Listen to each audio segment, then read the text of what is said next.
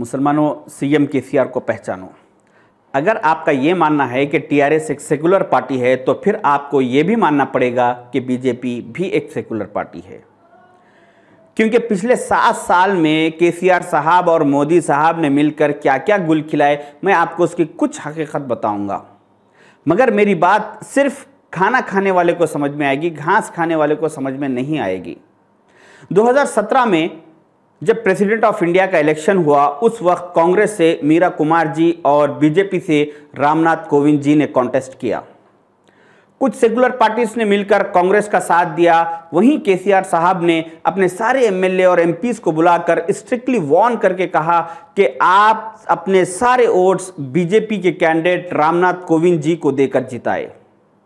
आपको यह जानकर हैरत होगी, अभी आज जो हमारे प्रेसिडेंट ऑफ इंडिया है रामनाथ कोविंद जी, इन्होंने 2002 और 2007 के उत्तर प्रदेश के असेंबली इलेक्शन में 2 बार बीजेपी के टिकट पर एमएलए के लिए कॉन्टेस्ट किया और 2 बार भी इलेक्शन हार गए।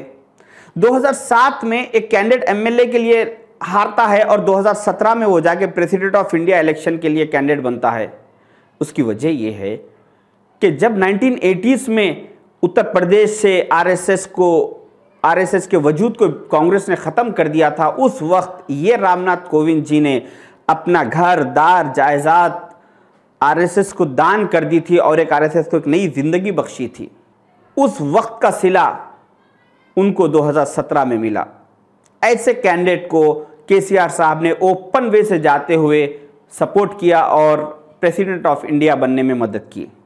फिर इसके बाद जब वाइस प्रेसिडेंट ऑफ इंडिया का इलेक्शन होता है तो फिर वही केसीआर साहब तारीख दोहराते हैं कि 1976 में अपने इस कॉलेज के पीरियड में आरएसएस ज्वाइन करने वाले और अपनी तकरीबन ज़िंदगी आरएसएस के लिए वक्फ करने वाले वेंकैया नायडू जी, जो आंध्र प्रदेश नेल्लूर से ताल्लुक़ रखते हैं, उनको भी सपोर्ट करके उनको भी जिताया। और जब बात ट्रिपल तलाक के बिल की आई तो बीजेपी के पास पार्लियामेंट में, लोकसभा में मेजॉरिटी होने की वजह से बिल बआसानी पास हो गया और राज्यसभा में आकर रुक गया। और जब राज्यसभा में वोटिंग हुई तो बीजेपी और उनके कुछ साथियों ने इस बिल की ताईद में वोट्स डाले तो टोटल 99 हुए। वहीं राज्यसभा में कांग्रेस ने कहा कि हम पिछले 70 साल से कभी शरीयत में मुदाखिलत नहीं करे और ना ही हम आगे मुदाखिलत करेंगे, क्योंकि मुसलमानों को उनकी शरीयत पे अमल करने का हक है। ये सुनकर कुछ सेकुलर पार्टीज ने कांग्रेस की तायीद की और कांग्रेस के साथ मिलकर इस बिल के खिलाफ वोट दिया तो टोटल 84 वोट्स पड़े। उस वक्त 30 जुलाई 2019 को जब हमारी शरीयत को बचाने के लिए ये टीआरएस के 7 राज्यसभा एमपीज और जगन मोहन रेड्डी के 6 राज्यसभा एमपीज की सख्त ज़रूरत थी, उस वक्त ये एमपीज दिल्ली के 5 स्टार होटल्स में खाते पीते एंजॉयमेंट करते रहे, मगर वो लोग पार्लियामेंट को जाकर इस बिल के खिलाफ वोट नहीं दिया, क्योंकि इनको केसीआर साहब और जगन रेड्डी साहब की तरफ से स्ट्रिक्टली वार्निंग थी कि वो इस बिल के खिलाफ वोट ना दे और इस ट्रिपल तलाक के बिल को पार्लियामेंट में पास होने दे। उसके बावजूद भी हमारे कुछ लोग इनको सेकुलर सीएम मानते हैं। और फिर जब आर्टिकल 370 हटाने की बात आई तो उस वक्त यही टीआरएस के सारे एमपीस ने बीजेपी का साथ देते हुए उस बिल को भी पास करवाया। वहीं कांग्रेस ने इस बिल की मुखालिफत में ठहर गए। कई नाम नेहाद मुस्लिम कायदीन घरों में कैमरों में बैठकर अफसोस जताते रहे कश्मीर की आवाम पर, आर्टिकल 370 पर, मगर हिंदुस्तान के एक वाहिद लीडर राहुल गांधी जी ने कश्मीर के लोगों पर होने वाले जुल्म के खिलाफ आवाज़ उठाने के लिए श्रीनगर के एयरपोर्ट पर पहुंच गए वहां, मगर लॉकडाउन होने की वजह से उनको बाहर जाने नहीं दिया गया और वो लॉकडाउन कई महीनों तक जारी रहा। जिस लॉकडाउन की वजह से कोई फैसिलिटीज ना होने की वजह से कई लोगों ने अपनी जान गंवा दी। कई मासूम बच्चों को उस वक्त पे इलाज ना मिलने की सूरत में कई मासूमों की जान चली गई। कुछ माँ बाप अपने घर के आंगन में खबरें खोदकर अपने मासूमों को खुद अपने हाथों से दफन कर लिया। उस बिल में भी केसीआर साहब ने बीजेपी का साथ दिया।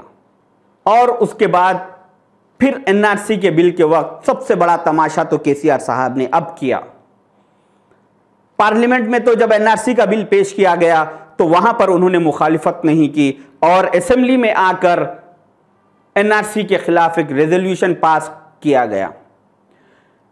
ये एक ऐसा मजाक है जैसा कि एक नौजवान लड़के और लड़की की शादी होती है तो कुछ दिनों के बाद उसका कुछ रिजल्ट निकलता है, और गुड़ा गुड़ी की शादी होती है तो उसका कुछ रिजल्ट नहीं निकलता।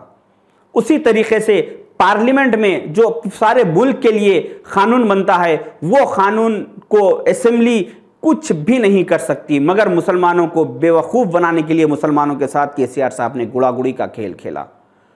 अलबत्ता इन्होंने एनआरसी के लिए एहतजाज करने वालों पर मिलियन मार्च में जिन लोगों ने एहतजाज किया था, वैसे उन सैकड़ों लोगों पर इन्होंने केसेस बुक कर दिए।